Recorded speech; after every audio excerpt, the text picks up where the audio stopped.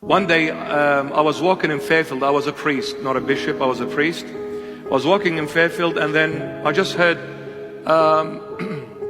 footsteps behind me.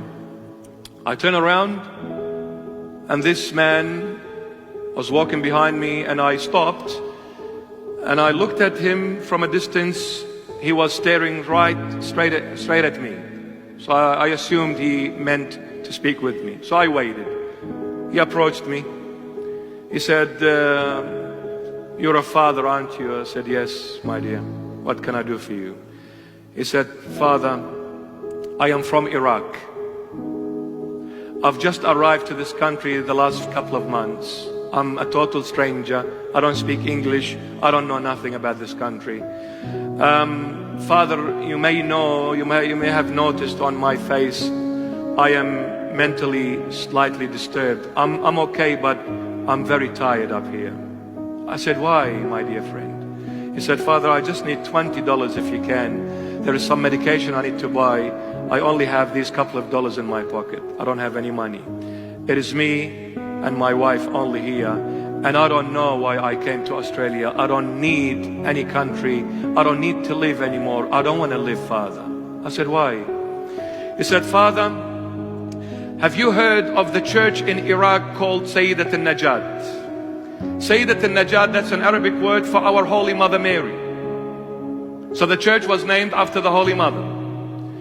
He said, "I was there in the church attending Sunday Mass, Holy Mass service with my only son, 16-year-old, with my only son."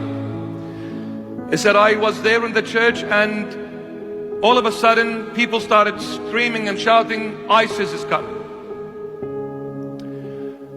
And he said everybody started running out of the church frantically, everyone trying to save their lives. He said, I ran, my son ran with me, I saw him running with me, and then as we came out of the church, we started running. I thought that my son was running right beside me. After a few seconds, I turn around, my son is not with me. I stop about 30 meters or so away from the church's door, main door. I see my only son, Father, 16-year-old, standing like a statue in front of the church's door. Out of fear, he froze. He couldn't run. He was so scared. He said 2 4-wheel drive cars stopped, and with camouflage, a guy comes out with a gun in his hand. And in my heart, I am saying, Lord, please don't let this happen. Please, Lord. I couldn't talk anymore. I couldn't think of anything anymore. I froze at that moment that I wish it was a dream. It was a nightmare, and I could wake up from it realizing it was just a dream or a nightmare. But I was still in the subconscious mind of mine. I'm thinking this is reality, but I don't want it to be reality. So I begged the Lord. It was the heart talking, because the mind, the lips stopped, they ceased. Lord, please, please don't make it happen. Please, Lord, don't let this happen. And I saw the guy walking. He put 6 bullets in my son's head. 6 bullets.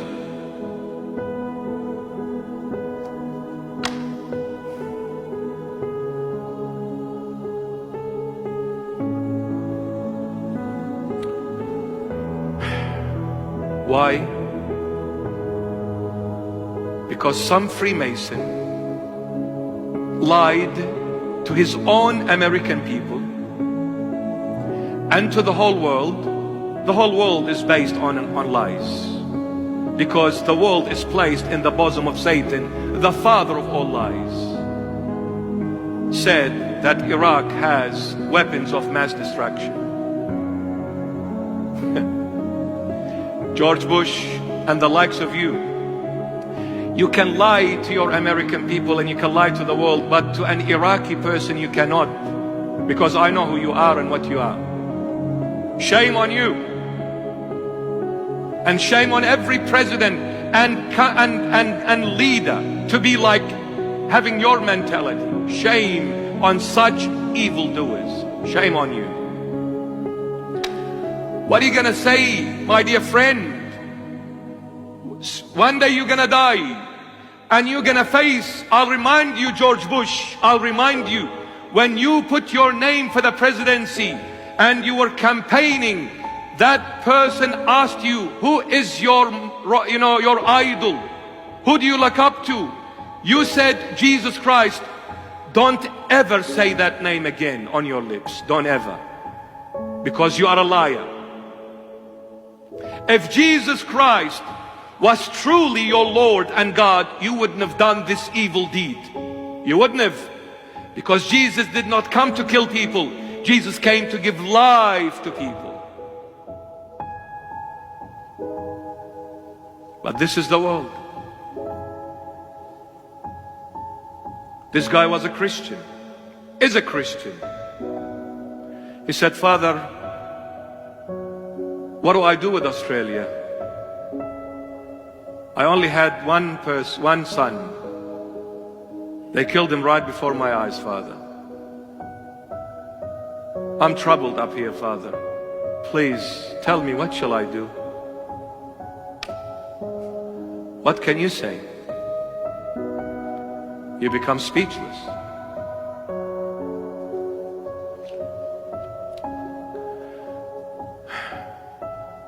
Christians have been martyred everywhere.